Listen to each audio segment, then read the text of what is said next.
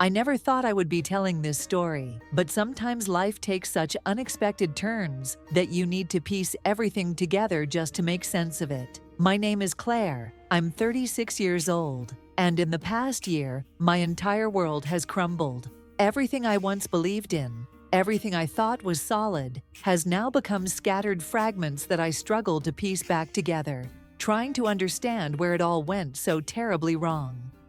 It all began when I finalized my divorce from Daniel, the man I once thought I would spend my life with. But unlike many other couples, we ended things on civil terms. Daniel was a successful businessman, and he was generous in the settlement. I was granted full custody of our 7-year-old son, Ethan, along with our suburban home, a beautiful place with a sprawling backyard where Ethan loved to run and play. I also kept a rental apartment in the city, ensuring a stable source of income. "Mom, when is Dad coming to see me?" Ethan would ask me often, his bright blue eyes filled with hope.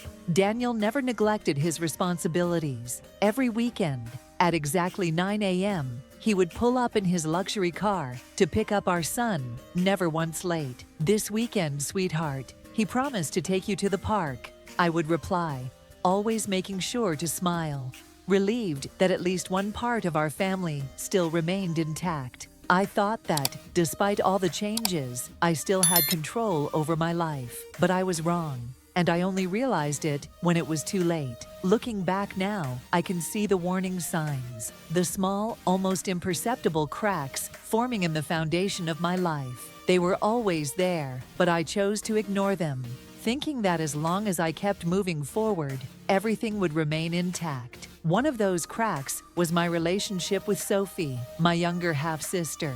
We were never close, not in the way most sisters are.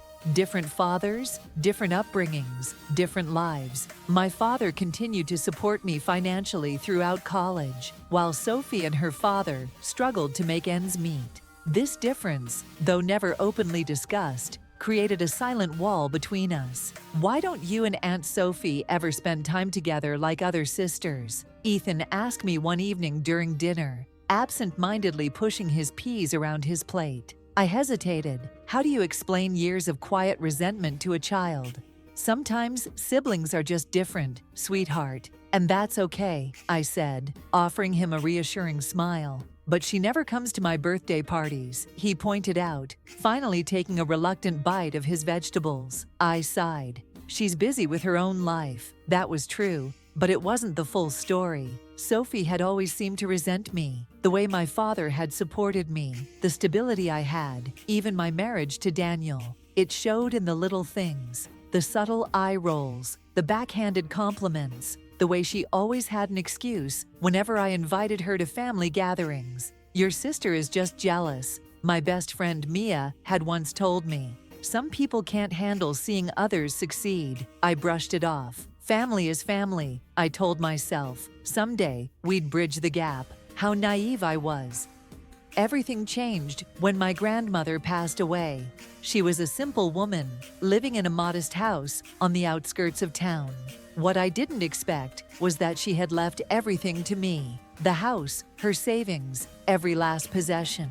"She always had a soft spot for you," my father told me at the funeral, his voice thick with grief. "She loved that you visited her every Sunday with Ethan, even after the divorce." I hadn't even processed the inheritance when my mother called me over for an important family discussion.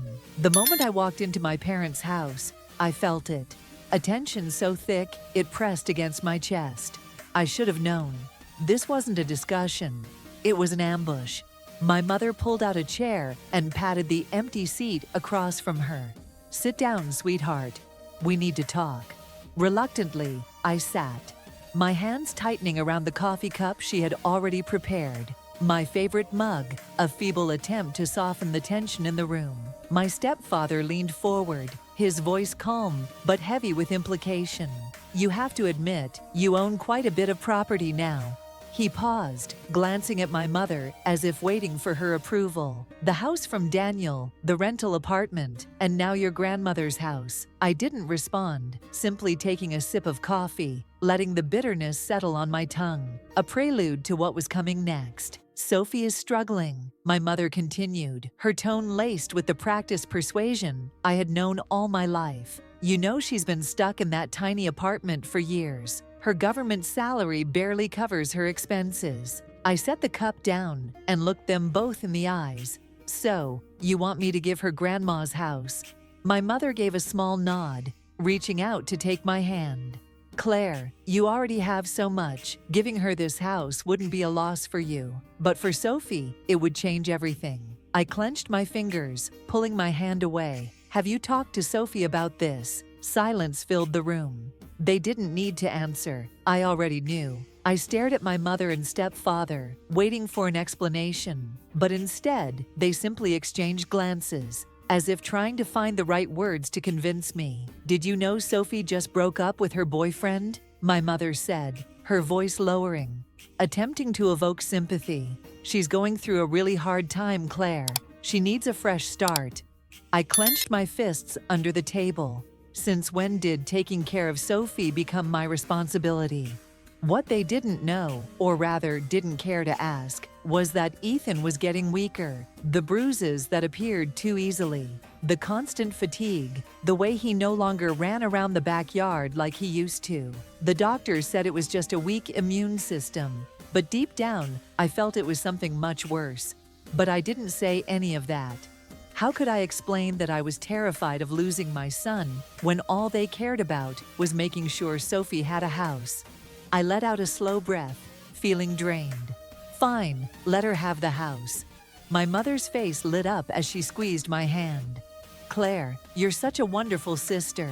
I nodded, but inside I felt empty. I wasn't a good sister. I was just a desperate mother, too exhausted to fight for myself. The following days, I no longer thought much about my grandmother's house. All my attention was focused on Ethan. He grew weaker by the day, to the point where he no longer had the strength to play. A mother's intuition told me that something was seriously wrong. And then, my worst fear became reality. We have the test results, Dr. Martinez said, sliding a file toward me. Ethan has acute leukemia. We need to start treatment immediately. My world collapsed around me. I squeezed Ethan's small hand, trying to hold back my tears. Does he have a chance? The doctor hesitated. We will do everything we can, but his recent results are not promising. Treatment will be long and extremely costly. I felt like I couldn't breathe. Nothing else mattered anymore, only Ethan. I was exhausted from the endless days in the hospital, the relentless chemotherapy sessions. Daniel, though no longer my husband, stayed by our side, covering all the expenses. Meanwhile, my mother and sister never once showed up. I had forgotten about my grandmother's house, forgotten about Sophie, until she texted me. Can you sign the transfer papers soon? I need to start renovations before I move in. I stared at the message, a mix of pain and anger swelling inside me. I was fighting to keep my son alive, while my sister only cared about a house. I put my phone down, an overwhelming emptiness consuming me. How could Sophie message me about this now, when I was fighting every day to keep Ethan alive? I didn't reply. I no longer had the strength to argue, nor the mental space to think about anything other than my son. Ethan was everything. In the days that followed, he seemed to be getting better. His skin looked rosier, he ate more, and even smiled. I began to hope, to believe that maybe, just maybe, a miracle was possible. Mom, can I go to the park this weekend? Ethan asked, his eyes lighting up for the first time in months. I held him close. Of course, sweetheart. We'll go, and we'll invite Dad too. But that hope was short-lived. Just a week later, as I had briefly returned home to grab some things, the hospital called. Ethan's condition has worsened. You need to come immediately. I sped to the hospital, running 3 red lights. But by the time I arrived, it was too late. I sat beside his bed, holding his small, cold hand. Ethan was gone. My entire world collapsed. In unbearable grief, I texted Sophie, "Ethan is gone. The funeral will be in 3 days." Her response came 5 minutes later. A single word, "Okay." I stared at the screen. No condolences, no sorrow. just one emotionless, hollow word, cold and heartless. I put my phone down, my hands trembling. How could this be? Sophie had shown no sorrow, no grief for Ethan. He was her nephew, the little boy who once called her Aunt Sophie with an innocent smile. But the worst was yet to come. When I called my mother, hoping for some comfort, she didn't cry, didn't sound heartbroken. Instead, she sighed, her tone almost hesitant. I know, Sophie already told me. I swallowed my tears. You're coming to the funeral, right? A long silence followed. Then my mother spoke, softly, but with a coldness that sent shivers through me. Claire, actually, I can't. That's the same day as Sophie's housewarming party. I promised to help her prepare. You understand, don't you? I froze. A pain sharper than Ethan's death itself stabbed through my heart. What are you saying? This is your grandson's funeral. Are you really choosing a party over saying goodbye to Ethan? My mother sighed again. Sophie has been planning this for a long time. We can't just cancel everything because, she trailed off. Because? I pressed, my voice breaking with fury. Because Ethan is gone. I could almost hear her looking away. I know you're grieving, sweetheart, but life goes on. Sophie deserves to have her happy moment too. I couldn't believe what I was hearing. My mother, the woman who once cradled Ethan in her arms as a newborn, was choosing a party over her grandson's funeral. My heart shattered. 3 days after Ethan's funeral, I received another message from Sophie. My housewarming party is still happening as planned. Are you coming? I stared at the screen, unable to comprehend her indifference. Ethan had just been buried, and the only thing Sophie cared about was her party. I took a deep breath, the grief inside me hardening into something cold and unyielding. If my family could be this ruthless, then so could I. What Sophie didn't know, the house still legally belonged to me. I had never signed the transfer papers, never officially handed it over to her, and now I never would. At exactly 6 p.m., while her party was in full swing, I made 2 phone calls. The first was to the police. There are trespassers in my house, I said, my voice calm and steady. They're throwing a party in my home without my permission. The second was to my lawyer. I want to confirm, legally, the house is still mine, correct? Yes, he replied. On paper, you remain the rightful owner. I drove to my grandmother's house, arriving just as the police did. Music blared through the windows, laughter, and the clinking of glasses filling the air. Sophie stood at the center of it all, dressed elegantly, playing the perfect hostess in a house she had no right to claim. Then came the firm voice of the police officer. The party is over. Everyone must leave immediately. The homeowner has reported this as a case of trespassing. A stunned silence filled the room. All eyes turned to me. Sophie stormed forward, her face contorted with fury. "What the hell, Claire?" she screamed. "This is my house." I crossed my arms, my expression unreadable. "Prove it. Show me the paperwork." Sophie froze. She stammered, looking to my mother for help. But even she stood there, lost and bewildered. "No documents. Then this house is still mine," I stated firmly. The police began ushering guests out. The party crumbled into chaos.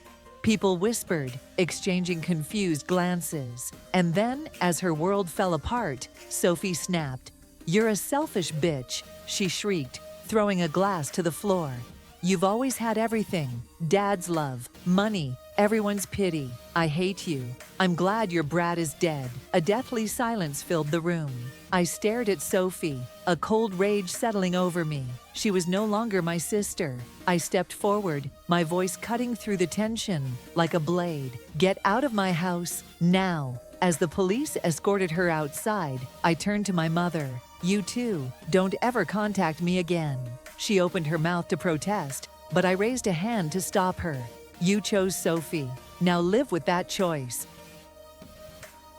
I walked away, never looking back. A week later, I received a call. Sophie had vandalized my grandmother's house, smashing the windows in a fit of rage. I had anticipated this. The security cameras had captured everything. I filed charges the very next day. When my mother called, panicked, begging me to drop the case, I simply laughed.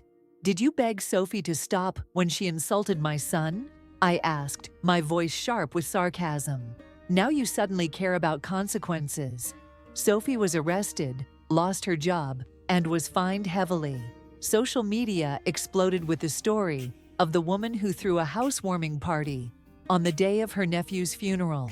She became infamous, hated, ridiculed, and cast out. My mother and stepfather fared no better. I cut off all financial support. Without the monthly money I had been sending them, their comfortable lifestyle crumbled. I felt no pity. They had chosen Sophie, and now they would fall with her. I had lost Ethan, but I would never allow myself to lose anything else. Family, number, they were just people I once knew. Months passed. The grief never truly left, but I learned to live with it. Ethan's absence was a wound that would never fully heal, but I refused to let it define me. I focused on rebuilding my life, surrounding myself with people who truly cared. Mia, Daniel, and a few close friends became my real family, the kind that loved and supported me unconditionally. Sophie, my mother, and my stepfather tried reaching out, but I never answered. Some bridges, once burned, should stay ashes. One afternoon, I visited Ethan's grave, placing a bouquet of daisies, his favorite. The wind was gentle, carrying whispers of memories. "Mommy's okay, sweetheart," I murmured, tracing his name on the cold stone. "I promise, I'll keep living. For you." As I walked away, the weight on my chest felt lighter. For the first time in a long while, I wasn't looking back. I was moving forward. Claire's story highlights that family is not always about blood, but about those who truly love and respect us. Setting boundaries and protecting one's dignity is essential to avoid being taken advantage of. In the end, betrayers must face the consequences of their actions, and not every relationship is worth repairing. Pain can either destroy us or make us stronger, depending on how we choose to face it. Claire lost her son, but she chose to move forward, not to forget, but to live a life that Ethan would be proud of. Sometimes, letting go is not a failure, but a necessary liberation to find peace again. If you enjoy deep, emotional, and meaningful stories like this, don't forget to like, subscribe, and turn on notifications so you never miss a new update. Your support is the motivation that drives us to keep bringing you powerful stories. Once again, thank you for being here, and see you in the next story.